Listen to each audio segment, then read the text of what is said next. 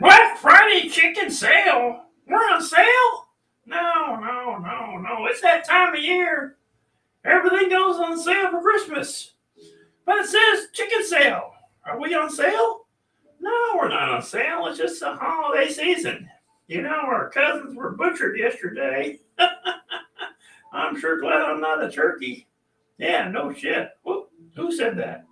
Hey, what are we doing today? What are we talking about? Why are we on so late? Well, Tree had to go deliver coffee this morning and he's running late, so we're running late. Yep. I don't know what we're talking about today. Maybe we're going to talk about something on sale, but it says chicken sale. No. Hey, let's get on with Tree and see what he's got to talk about. Hey, where are we at? Where are we at here? Oh, let me get rid of that Black Friday chicken sale. Yeah, right. Hey, how you doing today? Let me get rid of my Leghorn hat. Yeah, yep. Got to Talent Sausage Company in Riverside, Texas. Hello, Riverside, Texas. How you doing today? That's up in East Texas off of Highway 19. Great sausage, great family. They got barbecue in there. They have probably 50 varieties of sausage to choose from. They got a bunch of custom stuff they do. Beautiful stuff. How you doing, Bailey? Oh, Bailey. She's over there in her chair sleeping. Yep. So out there, we're looking at the chicken coops. They're beautiful day. Let's see if we can turn this camera a little bit if it'll allow me. Of course it won't allow me. No, it doesn't want to work. Only camera has a mind of its own. I don't know. But no, that's the chicken tunnels. Beautiful day. We got to get done here. I got to go back to work on some more coffee. I'm just swamped with coffee orders. It's the Christmas season, I guess. So we are working on that. So this morning, I had to arrive at the Anderson and drop off coffee, and then out to Conroe and Hempstead. So busy day. So hey, something to think about. Now here's it. I think it's a yearly event. It's nothing new. It's been around for a long time, but it's a time of year where birds fly south. And those birds flying south are your migratory waterfowl.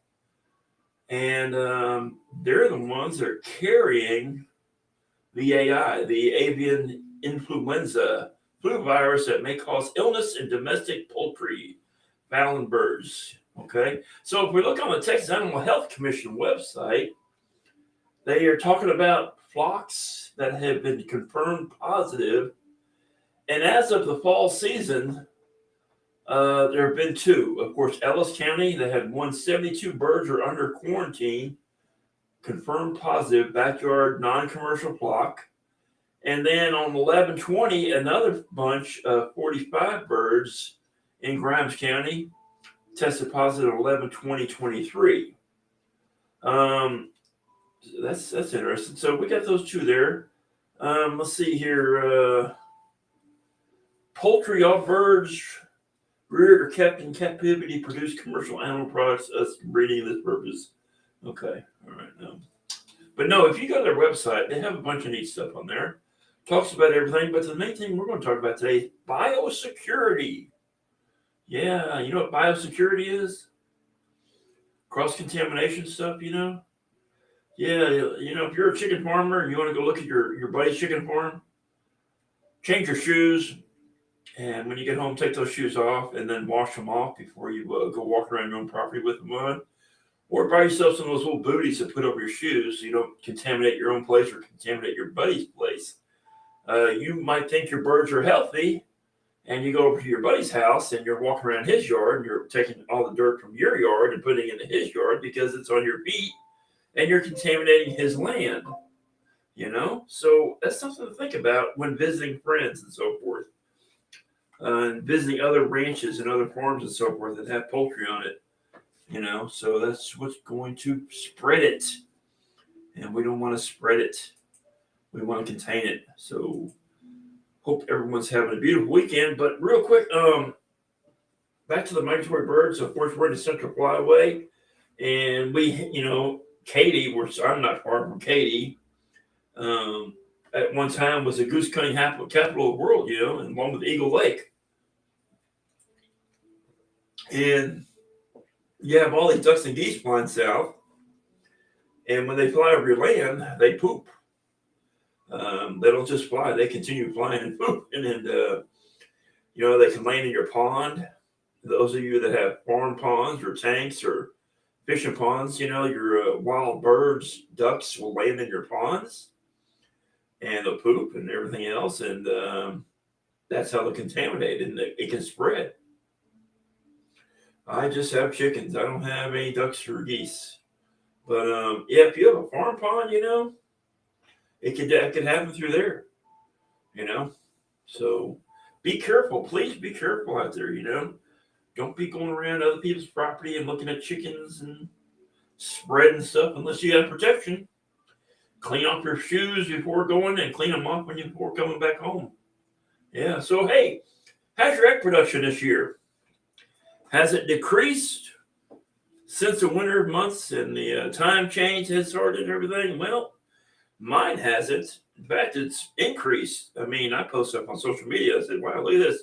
Record day of eggs. I mean, last week I had 31 eggs.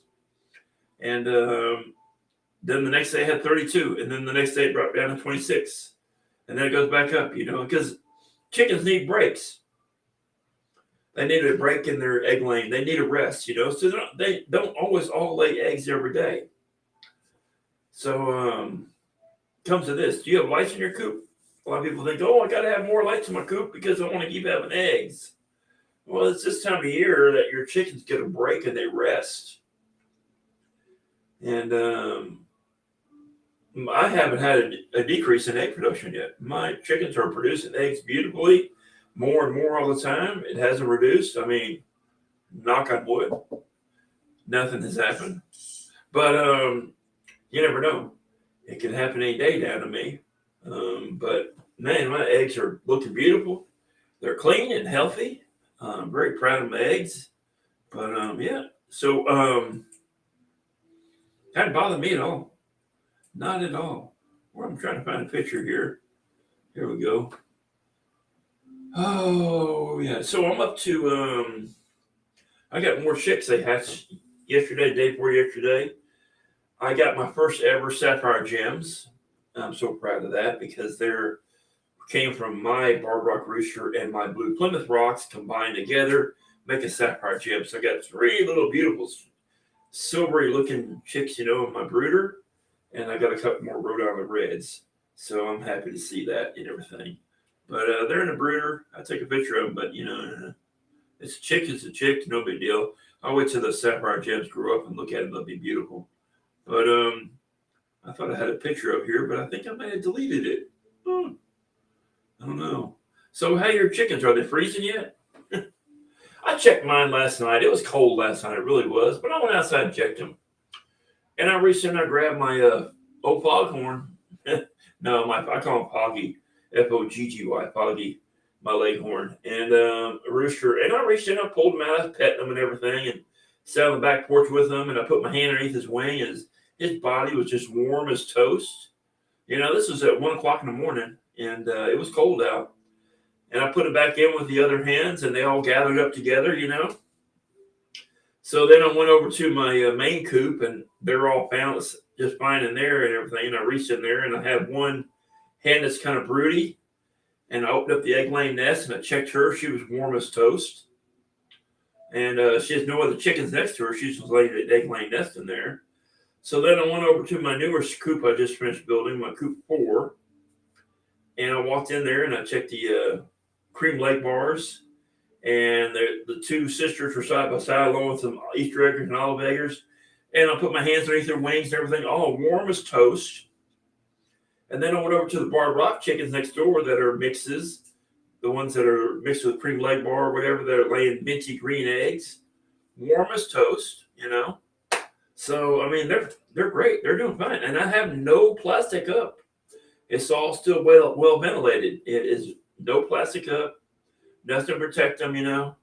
Now I do have a sheet hanging on the side of my coop number 2, and that's just to block the north wind, because all my other coops have the sides that face the north are blocked, except for this one that's not blocked. So I have a sheet hanging down the side of it to block a north wind, because that'll get cold, you know. So I have that up. But all the other coops, they're still all ventilated on the sides. And then I went out to my coop number 3, which is a great big coop with great big open sides, and the floor is all open. And it's got that nasty old rooster in there that hates my guts. I went in there and checked on them and opened up the back door next to the egg laying nest. I reached in there and I grabbed one of my partridge rocks. And she was making noise and fussing and everything, but she's warm as toast. Yeah, I mean, yeah. So no plastic in my coop. Nothing to, no heat lamps in the coop, and they're fine. My chickens are warm as toast, I was kind of cold myself walking out there to check on them, but man, they were warm. They really were. So last week we moved my big coop number 3. And I moved it over to a new spot, moved the poultry netting over so they're over green grass. So the new spot they're in, they're going to stay there for a while.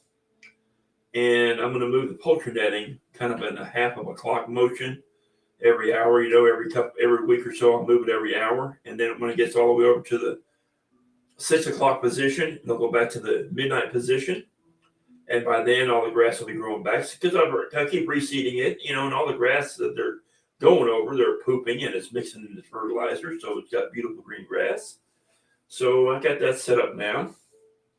And then where the coop was at prior to that, there was a lot of poop there. Oh my God. I bet you I moved 1,000 pounds of poop easily. But I look at it as just great exercise. I went out and put it in a wheelbarrow, and I moved it by hand. I didn't use my tractor. I moved it by hand out in my pasture. And I put it around the base of my trees and my big oak tree. I got a great big, it's just one of these great big historical oaks in the front yard that I can't put my arms around it. So I put it around that tree because that's just good fertilizer, and put it around the pecan trees. And then I just spread the rest out in the pasture just to fertilize the rest of the pasture and everything. So be nice and green. But I did that. Great exercise yesterday. But that's about it for us. Yep. Just carrying it on. So real quick, if you don't have the egg laying nest like we do, the rollout egg laying nest, we've got the headgear model. There's a picture. If you look right there, come on. You'll see the picture right there sticking through there.